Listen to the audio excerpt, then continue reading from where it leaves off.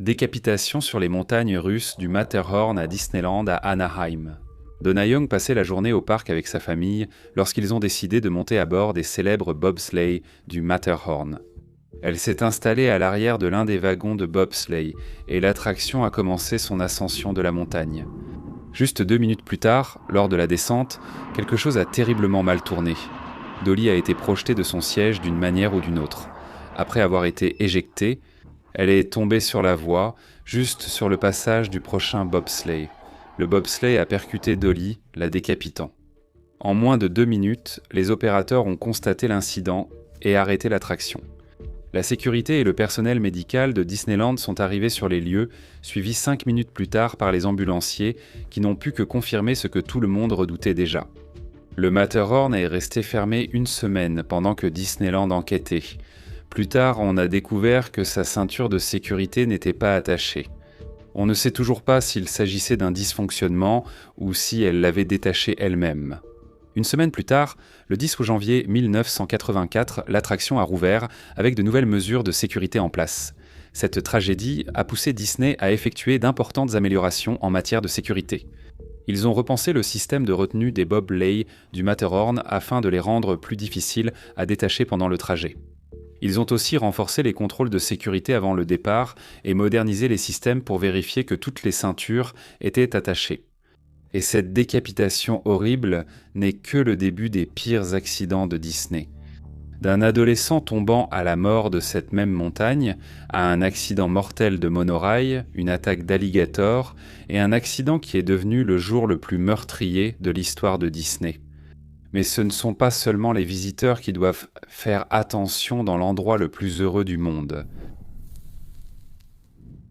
Accident de monorail à Disney World. Aux premières heures du 5 juillet 2009, le célèbre système de monorail du Walt Disney World à Orlando se préparait à terminer la journée. Les trains élégants qui avaient transporté des milliers de visiteurs faisaient que leur dernier trajet avant de retourner au centre de maintenance. Mais après avoir fonctionné en toute sécurité pendant des décennies, le système allait connaître son tout premier accident majeur. Austin Wennenberg, âgé de 21 ans, pilotait le monorail violet en direction du centre de billetterie et de transport. Devant lui, il pouvait voir le monorail rose. L'opérateur du monorail rose, quant à lui, avait reçu l'instruction de traverser la station du centre de billetterie et de s'arrêter juste après le aiguillage numéro 9. C'était une procédure standard destinée à positionner le train pour son retour à l'installation de maintenance. Et en moins d'1 minute, le monorail rose a confirmé sa position et la section était dégagée. Toutes les manœuvres étaient indirigées par le coordinateur central. Normalement, il superviserait l'ensemble du système de monorail depuis la tour de contrôle, avec des moniteurs affichant la position de tous les aiguillages, comme dispositif de sécurité pour corriger les erreurs. Mais ce jour-là, il n'y avait personne dans la tour de contrôle.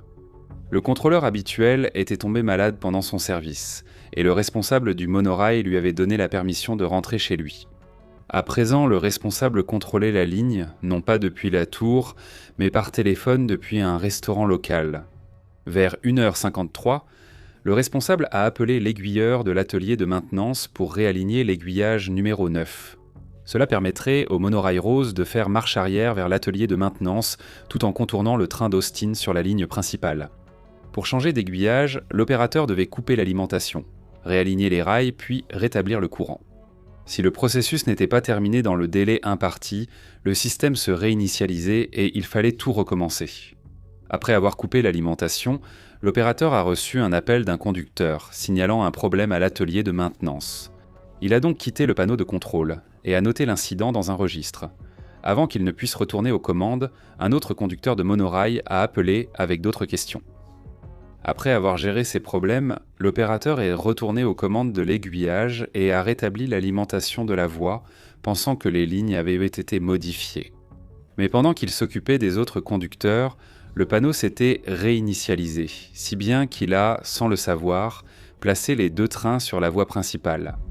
L'employé a ensuite appelé le responsable du monorail pour confirmer que les voies avaient été déplacées loin de la tour. Le responsable n'avait aucun moyen de vérifier à nouveau l'alignement de la voie. De façon choquante, il a confirmé la position de l'aiguillage avec l'opérateur, et a contacté Monorail Rose et Violette. Il a dit à Austin et à Monorail Violette d'avancer jusqu'à la station du hall. Cela a rapproché les deux trains et Austin a dû passer outre. MAPO, un système de sécurité qui déclenche automatiquement les freins d'urgence lorsque les trains sont trop proches. Dans le cas du Monorail Rose, le conducteur a reçu l'ordre de passer outre MAPO et de conduire à l'aveugle. Reculer sur ce qu'il pensait être la ligne de connexion en direction de la station de maintenance. Ni le responsable ni les opérateurs ne se sont rendus compte que les deux trains étaient sur une trajectoire de collision. Le monorail Violette s'est approché de la station, tandis que le monorail Rose était encore en train de reculer sur la même voie. Austin a aperçu le monorail Rose en train de reculer vers lui. Il a arrêté son train et a essayé de le mettre en marche arrière, mais il était trop tard pour déplacer son train. L'arrière du monorail Rose est entré en collision avec la cabine avant du monorail Violette. L'impact a écrasé la cabine exactement là où se trouvait Austin. Les services d'urgence ont été appelés sur les lieux et les premiers intervenants sont arrivés 5 minutes plus tard pour commencer les opérations de secours. Austin a été déclaré mort sur les lieux. 7 passagers du train ont subi des blessures légères et ont été soignés sur place. Le lendemain, le système de monorail a rouvert avec de nouveaux protocoles de sécurité en place et le Conseil national de la sécurité des transports a lancé son enquête. Plus de 2 ans plus tard, à Halloween 2011, le NTSB a publié son rapport final sur l'accident. L'enquête a révélé que la cause probable de l'accident était double. L'opérateur de l'aiguillage n'a pas correctement positionné la barre d'aiguillage numéro 9 et le responsable n'a pas vérifié la position de la barre, avant de donner le feu vert au monorail Rose pour faire marche arrière. Les facteurs contributifs comprenaient en l'absence de procédures opérationnelles standards pour la marche arrière à Walt Disney World, le fait que le responsable n'était pas dans la tour, ainsi que de mauvaises conditions de visibilité dues à la buée sur les vitres des monorails. Après l'accident, Disney a apporté de nombreux changements en matière de sécurité, notamment l'obligation pour les conducteurs d'être dans la cabine orientée vers l'avant lors du changement de voie, la présence d'observateurs dédiés pour toutes les opérations en marche arrière, l'exigence d'une confirmation visuelle de la position des aiguillages et l'obligation pour le coordinateur central de rester dans la tour de contrôle pendant les opérations. L'OSHA a proposé une amende de 44 000 $ contre Disney pour des violations de la sécurité, qui a ensuite été réduite à 35 200 $ dans le cadre d'un accord. Ce n'était pas la seule fois qu'un conducteur de véhicule du parc a perdu la vie chez Disney, mais lors de la tragédie suivante, la victime n'était même pas aux commandes. Accident de conduite exotique. Le matin du 12 avril 2015, le Walt Disney World Speedway en Floride se préparait pour une nouvelle journée de sensations fortes à grande vitesse. L'Exotic Driving Experience, où les visiteurs pouvaient soit conduire, soit être passagers dans des voitures de sport de luxe sur un véritable circuit, était l'une des expériences les plus palpitantes proposées par Disney. L'instructeur de conduite Gary Terry est arrivé au travail ce matin-là, prêt pour la journée. Gary n'était pas un débutant. C'était un instructeur de course expérimenté et un ancien pilote de course qui avait guidé en toute sécurité d'innombrables visiteurs autour du circuit. Plus tard dans la matinée, Tavon Watson est arrivé à l'expérience pour sa session. Comme la plupart des visiteurs, Tavon était ravi de conduire un véhicule haute performance. 15 minutes plus tard, il avait terminé son briefing de sécurité et son orientation avant de prendre la piste. Les instructeurs ont passé en revue le tracé du circuit, les procédures de sécurité et la façon de maîtriser des voitures puissantes. Tavon a choisi une Lamborghini avec Gary assis à côté de lui en tant qu'instructeur. Peu de temps après, en s'étonnant, les deux ont commencé leur session de conduite. La Lamborghini a rugi sur le circuit, avec Gary qui donnait des conseils et Tavon qui profitait pleinement du frisson de piloter une machine aussi puissante. Après quelques tours, il a augmenté sa vitesse, atteignant environ 160 km/h. Puis Tavon, sans aucun doute plein d'adrénaline et d'excitation, a perdu le contrôle du véhicule. En quelques secondes, la Lamborghini a glissé hors de la piste et s'est écrasée contre l'extrémité d'une glissière de sécurité. La glissière de sécurité a transpercé le côté passager de la voiture, pénétrant d'environ 1,20 m dans le véhicule et touchant le torse de Gary. Les services d'urgence ont été appelés sur les lieux et les ambulanciers sont arrivés 5 minutes plus tard pour commencer les soins. Malheureusement, malgré leurs efforts, Gary a été déclaré mort sur les lieux. Tavon a eu des blessures mineures et a été transporté à un hôpital local. Le lendemain, la police autoroutière de Floride a lancé une enquête officielle sur l'accident et l'expérience de conduite exotique a été temporairement suspendue. Ce que l'enquête a révélé était choquant. L'expérience de conduite exotique faisait rouler les voitures dans le sens horaire sur une piste conçue pour des courses anti-horaires. L'expérience de conduite, Richard Petty. Les voitures NASCAR roulaient dans le sens inverse des aiguilles d'une montre sur la même piste. Ce choix signifiait que les voitures étaient exposées à l'extrémité de la glissière de sécurité, qui n'avait aucun coussin de protection. Et quand il a pris ce virage, Taven roulait beaucoup trop vite à 88 miles à l'heure. Aucune accusation n'a été retenue contre Taven, l'accident ayant eu lieu sur une propriété privée durant un événement autorisé. Le circuit Walt Disney World Speedway était déjà prévu pour la démolition avant l'accident afin de faire place à un parking supplémentaire pour le Magic Kingdom, et l'installation a fermé définitivement peu de temps après l'incident. Ensuite, il y a un accident spectaculaire de montagne russe à Disney, un accident qui aurait pu être complètement évité. Accident du Big Thunder Mountain Railroad. Ressemblant à un train du Far West, le wagon de tête du Big Thunder Mountain Railroad est décoré pour ressembler à une locomotive à vapeur rouge. Les montagnes russes enthousiasmaient les visiteurs depuis 1979 jusqu'au jour où les équipes de maintenance ont pris une décision aux conséquences fatales. Le matin du 5 septembre 2003, le personnel de Disney a ajouté le train numéro 2 aux montagnes russes. Ce que l'équipe ne savait pas ou a choisi d'ignorer, c'est que ce train en particulier n'était pas sûr. Au cours des 47 minutes suivantes, l'ensemble a effectué 12 tours de circuit autour de l'attraction. Au cours de ces cycles, plusieurs membres de l'équipe ont remarqué des bruits de cliquetis étranges provenant du train, inconnus de tous les présents. Un boulon retenant la roue de guidage gauche sur le moteur de l'attraction s'était desserré. Lorsque les montagnes russes sont entrées dans la dernière section, le dernier boulon maintenant la roue de guidage en place a cédé. Il est tombé sans être remarqué sur la voie en dessous. À cause des bruits de cliquetis, le personnel de Disney avait prévu de retirer le moteur après son prochain tour. En attendant, Marcelo Torres, âgé de 22 ans, et son ami faisaient à la queue pour l'attraction. Peut-être se sentant chanceux, Marcelo était le premier dans la file et a pu s'asseoir dans la voiture de tête avec 24 passagers enthousiastes à bord, y compris Marcelo.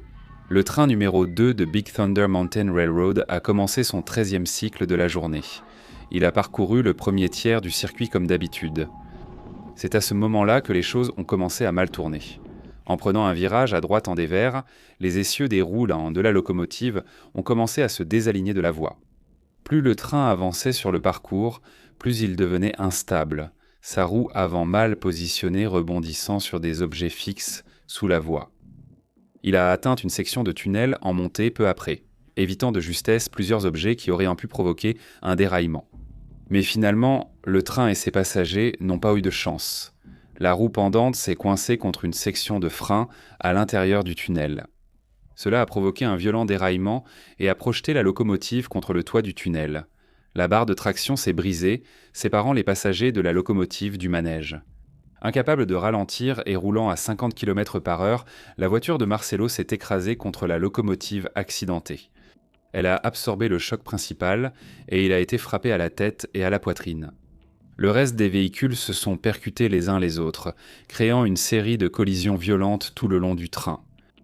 Maintenant détachées de coque étachée de la locomotive et sans plus d'élan vers l'avant, les voitures transportant des passagers ont redescendu la colline du tunnel en roue libre, s'arrêtant au bas de la pente. En moins d'une minute, les opérateurs et d'autres employés de Disneyland se sont précipités, découvrant une scène horrible. Le poids et la force de la locomotive avaient écrasé la voiture, causant de graves blessures à Marcelo et à d'autres passagers. Malgré l'urgence, les équipes de secours ont dû stabiliser les voitures avant d'atteindre les blessés. Cela a laissé les passagers piégés dans une position précaire. Le passager le plus critique à atteindre était Marcelo, assis du côté droit de la voiture de tête. Il a subi toute la force de l'impact. Pendant que les pompiers stabilisaient les voitures, une zone de soins a été installée près de l'entrée de Thunder Mountain. Environ 10 minutes après l'accident, les ambulanciers ont pu libérer les premiers visiteurs. Au même moment, un employé de Disney a appelé les autorités d'Anaheim pour signaler un accident grave, possiblement mortel. Ces craintes ont été confirmées peu après. car les équipes médicales n'ont pas pu atteindre Marcelo à temps. Son décès a été constaté sur place. Cela signifiait que les passagers bouleversés étaient restés coincés dans les rangées juste derrière son corps pendant près d'une demi-heure. 10 autres passagers ont reçu des soins médicaux, y compris l'ami de Marcelo. Leur âge allait de jeunes enfants à des adultes, et les blessures les plus graves comprenaient des coupures au visage et des côtes cassées. Big Thunder Mountain Railroad a été immédiatement fermé pour enquête, tandis que le reste du parc est resté ouvert. Une autopsie a ensuite confirmé que Marcelo Torres avait subi une grave blessure contondante à la poitrine. Cela a fracturé ses côtes qui ont perforé ses poumons et provoqué une hémorragie fatale. L'enquête a révélé que, avant tout, un mauvais entretien était la cause de l'accident. Les fixations de la roue de guidage gauche sur l'essieu flottant de la locomotive n'ont pas été correctement serrées et sécurisées. La procédure de maintenance exigeait que 2 mécaniciens vérifient le travail, mais ce protocole n'a pas été respecté. Une enquête plus approfondie sur la cause de l'accident a également révélé un historique de négligence de la part du personnel de maintenance. Parmi les principales conclusions, un mécanicien externe a falsifié des documents confirmant que des tâches comme le serrage des boulons et la réparation du câblage électrique avaient été effectuées. Les mécaniciens internes ont également ignoré une étiquette jaune d'avertissement attachée à l'ensemble de la roue, car d'autres documents falsifiés indiquaient que le problème avait été résolu. Même les superviseurs ont approuvé les documents sans les examiner. Enfin, aucun processus d'audit n'a jamais été appliqué pour examiner les protocoles et s'assurer que le personnel comprenait ses tâches de maintenance. L'enquête a conclu que si les procédures de maintenance appropriées avaient été suivies, l'accident ne se serait jamais produit. Cela a conduit à une plainte pour décès injustifié déposée par la famille Torres contre Disney, qui a finalement été réglée pour un montant non divulgué. Pour celui-ci, nous devons revenir au début, du moins en ce qui concerne les accidents mortels. L'incident de la luge du 19 mai 1964 a marqué une étape sombre dans l'histoire de Disney. Cet après-midi de printemps, Mark Maples, âgé de 15 ans et originaire de Long Beach, en Californie, a visité Disneyland avec ses amis. Les adolescents étaient prêts à profiter des attractions, en particulier la montagne russe Matterhorn Bobsleds à Fantasyland, qui était l'une des préférées des visiteurs depuis son ouverture en 1959. Mark et son groupe se sont dirigés vers le Matterhorn. Cette montagne emblématique, culminant à 147 pieds, était la première montagne russe à rails tubulaires en acier continu jamais construite et représentait une avancée technologique pour les parcs à thème à l'époque. 15 minutes plus tard, Mark était monté dans un bobsleigh du Matterhorn avec un ami. À l'époque, les véhicules de l'attraction étaient bien plus simples qu'aujourd'hui, équipés seulement de barres de sécurité basiques. Alors qu'ils commencèrent à gravir la montagne, quelque chose s'est produit qui allait déclencher une chaîne d'événements tragiques. Pendant que la luge montait, l'ami de Mark a détaché cette ceinture de sécurité pour faire une blague.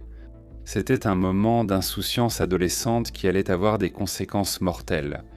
3 minutes plus tard, pendant la descente de l'attraction, Mark s'est levé dans la luge. On ne sait pas s'il essayait de se montrer ou simplement de se réajuster. Ce qui est clair, c'est qu'il a perdu l'équilibre et est tombé de la luge. L'adolescent a chuté d'environ 9 mètres sur la piste en contrebas, subissant de graves blessures à la tête et des lésions internes à l'impact. Quelques minutes après, les opérateurs ont constaté l'incident et stoppé l'attraction. 10 minutes plus tard, Mark a été transporté en urgence à un hôpital local avec des blessures graves. Pendant 3 jours, les médecins ont œuvré sans relâche pour le sauver alors qu'il demeurait dans un état critique. Malheureusement, malgré leurs efforts, le 22 mai 1964, Mark est décédé. Cette tragédie a marqué la fin des 8 années sans accident mortel à Disneyland depuis l'ouverture du parc en 1955. Cela a incité Disney à instaurer plusieurs améliorations majeures en sécurité. Après une semaine d'inspection, de recyclage du personnel et de révision des procédures, l'attraction Matterhorn Bobsled a rouvert le 30 mai avec les nouvelles mesures de sécurité en place. Fait inhabituel pour l'époque, aucune plainte n'a été déposée, mais tous les décès à Disney n'ont pas été causés par un accès de rage accidentel. Dans Tomorrowland, le 7 mars 1981, Mel Yorba, âgé de 18 ans, s'amusait énormément au Magic Kingdom avec ses amis.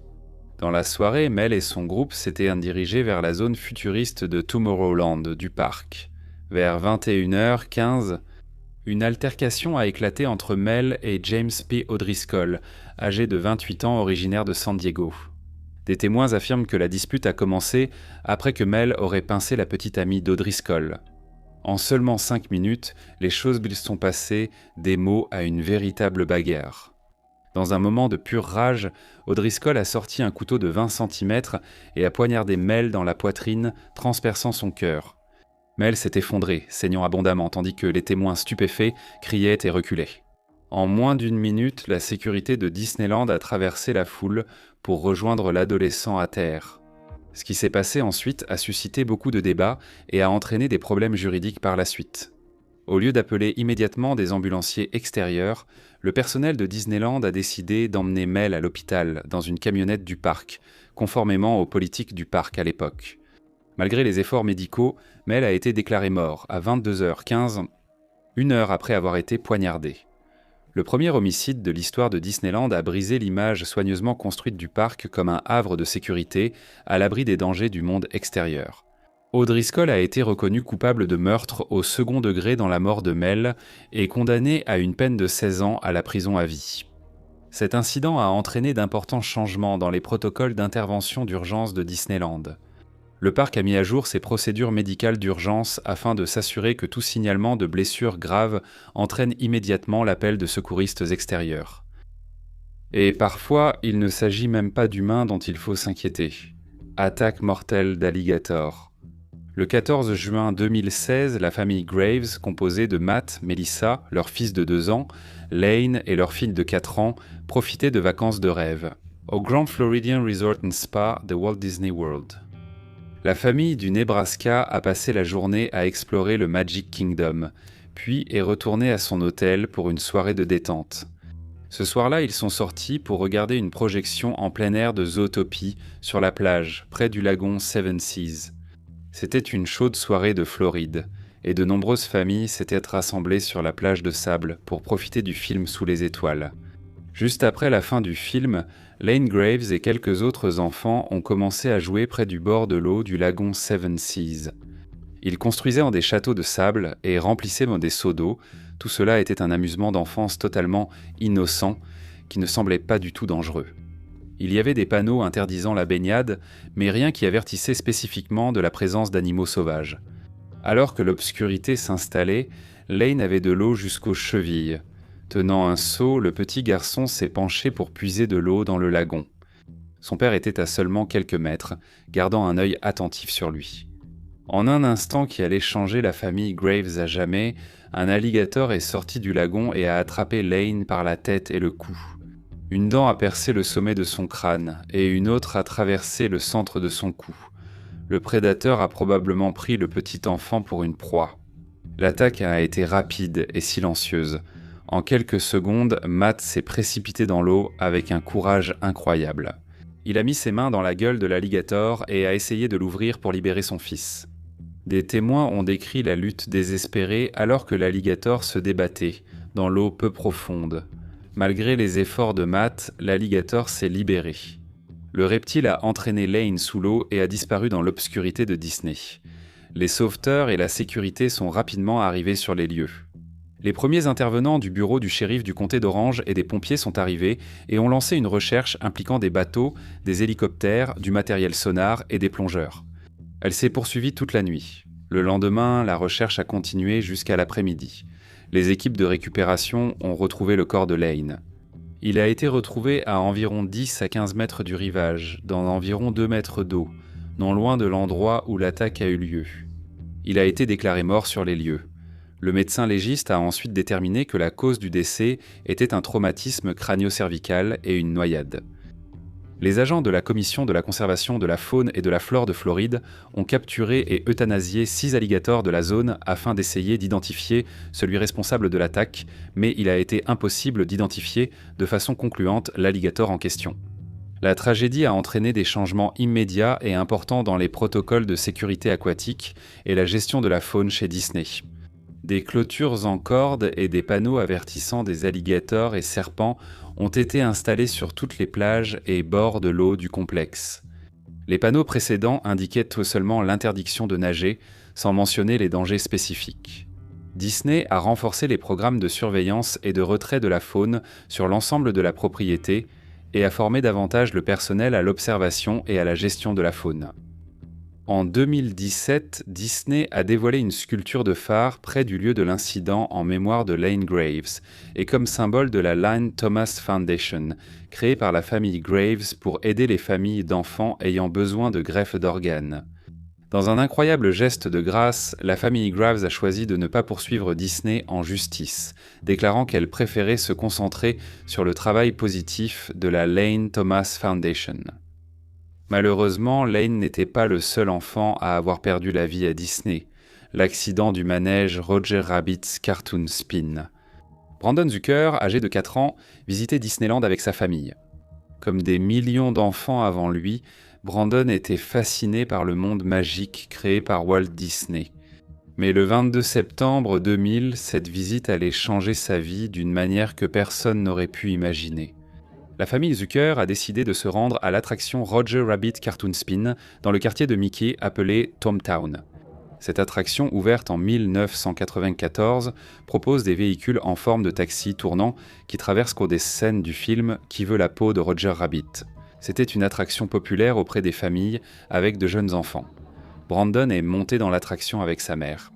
Selon l'enquête qui a suivi, il n'était pas correctement positionné dans le véhicule. Il était assis sur le côté, près de l'ouverture du véhicule, plutôt qu'à l'intérieur, à une place plus sûre. Une erreur critique qui allait avoir des conséquences tragiques.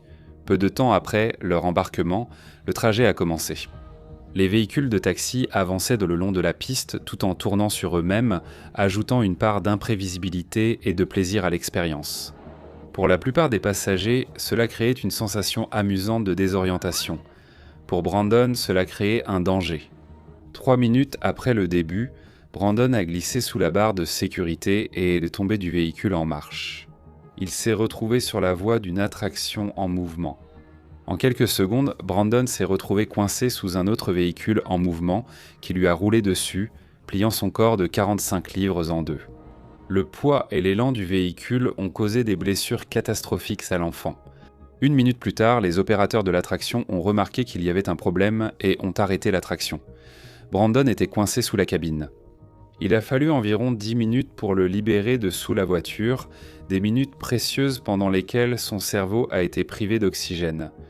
Lorsque le garçon a finalement été sorti de sous le véhicule, il était inconscient et avait subi de graves blessures internes. Le personnel médical d'urgence a commencé les soins et Brandon a été transporté d'urgence dans un hôpital local dans un état critique. Les médecins ont déterminé qu'il avait subi un arrêt cardiaque avec de graves blessures internes et des lésions cérébrales importantes dues au manque d'oxygène. Le pronostic était sombre. Bien que Brandon ait survécu à l'accident initial, sa vie ne serait plus jamais la même.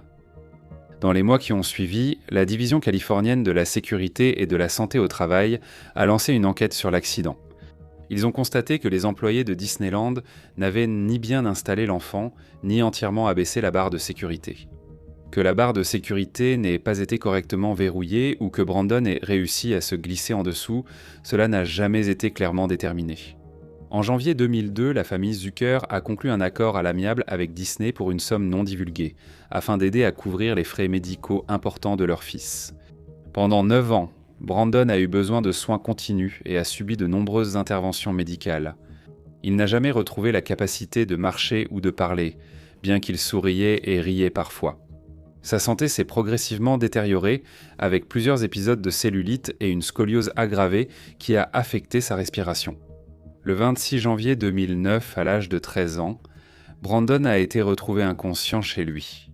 Il a été déclaré mort le lendemain, près de 9 ans après l'accident qui lui avait enlevé une enfance normale. La tragédie a entraîné des changements importants à Disneyland et dans toute l'industrie des parcs à thème, notamment l'installation de dispositifs de sécurité équipés de capteurs autour de la base de chaque véhicule d'attraction. Maintenant, pour les 2 derniers incidents chez Disney, ils ont tous été dévastateurs, surtout le dernier qui est survenu de façon inattendue. Mais d'abord l'incident du navire Columbia. La veille de Noël 1998 devait être une journée festive à Disneyland. Le parc était entièrement décoré pour les fêtes et de nombreux visiteurs profitaient de l'ambiance joyeuse. Pour la famille Dawson, Luan Phi Dawson, 33 ans sa femme Liu Vong, 43 ans et leur fils de 5 ans, c'était des vacances spéciales. La famille Dawson s'est dirigée vers l'attraction Rivers of America à Frontierland pour découvrir le voilier Columbia. Le Columbia, une réplique grandeur nature d'un navire à voile du XVIIIe siècle, était l'une des attractions emblématiques de Disneyland depuis son ouverture en 1958. Le navire est arrivé au quai après un tour autour des Rivers of America. Comme toujours, les membres de l'équipe se sont préparés à amarrer le navire au quai. Cette opération de routine allait très mal tourner. Alors que le navire se préparait à accoster, la membre de l'équipe Christine Carpenter a essayé d'attacher une amarre à une bite d'amarrage en métal sur la coque du navire. C'était la procédure habituelle, mais ce jour-là, une grave erreur a été commise. Selon l'enquête, le navire avançait trop vite et continuait à pousser vers l'avant, ce qui a provoqué une tension énorme dans la corde. Le navire et la bite d'amarrage étaient également en mauvais état et n'ont pas pu supporter la pression. En quelques secondes, la tension sur la corde a fait céder les boulons de la bite d'amarrage. La bite d'amarrage en métal de 4 kg s'est détachée de la coque et est devenue un projectile dangereux, volant dans les airs en direction du quai bondé. La bite d'amarrage a frappé Luan au visage et à la tête, causant de graves blessures. Elle a également touché sa femme, Liu Vong, lui blessant la tête. Elle a également touché Carpenter, lui fracturant la cheville. Du sang a éclaboussé le quai tandis que les invités à proximité criaient et s'éloignaient en courant. En moins d'une minute, invités et membres de l'équipe proche ont aidé les blessés. Le personnel médical de Disneyland est arrivé et a débuté les soins. Malgré le changement des règles en cas d'urgence après l'incident de Tomorrowland, le personnel de Disneyland a essayé de gérer la situation en interne au lieu d'appeler immédiatement les ambulanciers extérieurs. Luan, Vong et Carpenter ont été emmenés au centre médical UCI. Luan a subi une opération d'urgence pour un traumatisme crânien grave, mais ses blessures étaient en trop étendues. Luan est resté dans un état critique pendant 2 jours à l'hôpital. Le 26 décembre 1998, il a été déclaré mort des suites de ses blessures, sans jamais avoir repris connaissance. Sa femme et Carpenter ont survécu à leurs blessures. Dans les jours et les semaines qui ont suivi, une enquête a révélé que Carpenter n'avait pas reçu la formation obligatoire de 8 heures et qu'il travaillait seul sur le quai, ce qui allait à l'encontre de la politique du parc. D'autres conclusions ont montré que la bite d'amarrage avait déjà des problèmes non réparés lors de la maintenance. Disney a écopé d'une amende de 5 500 $, le montant maximum autorisé pour ces infractions. L'enquête a conclu que Disney savait ou aurait dû savoir qu'il existait un risque de préjudice grave. Cet incident, encore une fois, a entraîné d'importants changements à Disneyland et dans toute l'industrie des parcs à thème. Disney a réintroduit des chefs d'équipe sur la plupart des attractions. Pour une meilleure supervision, le service de police d'Anaheim a posté des agents dans le parc afin d'assurer une intervention d'urgence plus rapide. Peut-être plus important encore, l'accident a contribué à l'adoption de la loi californienne sur la sécurité des manèges en 1999 qui exigeait une supervision de l'État sur les parcs d'attractions fixes. Avant cette loi, il n'existait aucune agence d'État ou de comté chargée de surveiller la sécurité des manèges dans les parcs à thème en Californie. Disney a finalement accepté la responsabilité et a conclu un accord avec la famille Dawson pour environ 25 millions de $, l'un des plus gros règlements de l'histoire des parcs à thème à l'époque. Aujourd'hui, le Columbia navigue toujours sur les rivières d'Amérique à Disneyland, mais avec des procédures de sécurité et des exigences de formation bien meilleures.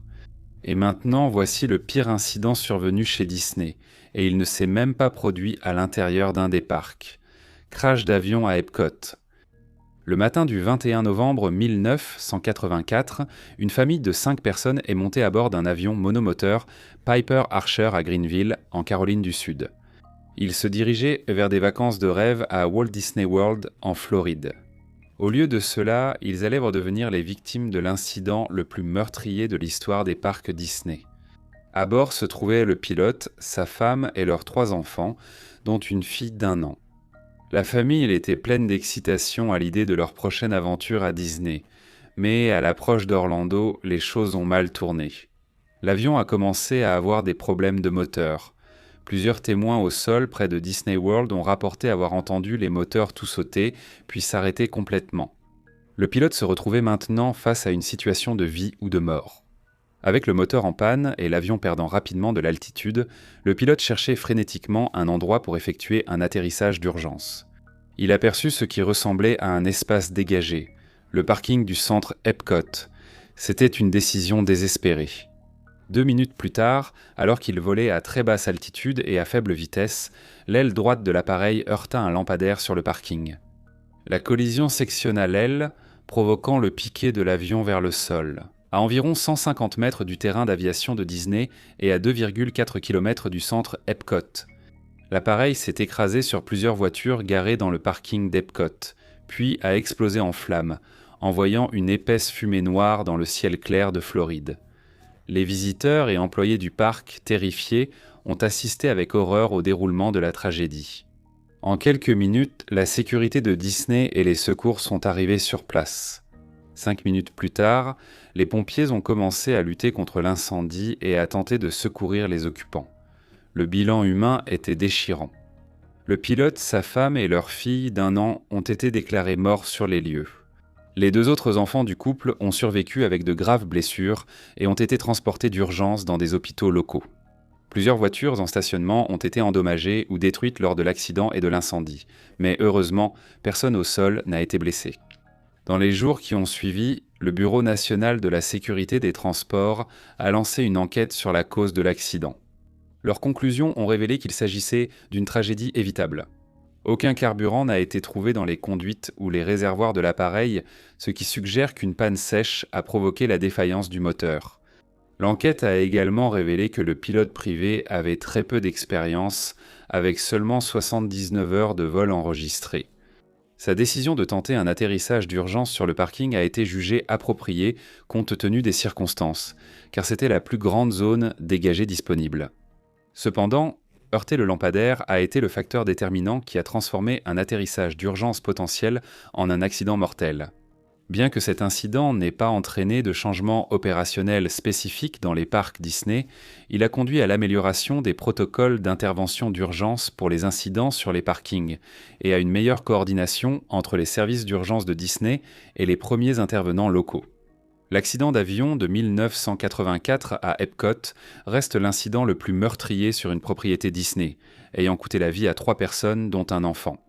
Bien qu'il n'ait pas été directement lié aux opérations du parc, il rappelle de façon poignante que même les endroits les plus magiques de la Terre peuvent être frappés par la tragédie sans avertissement.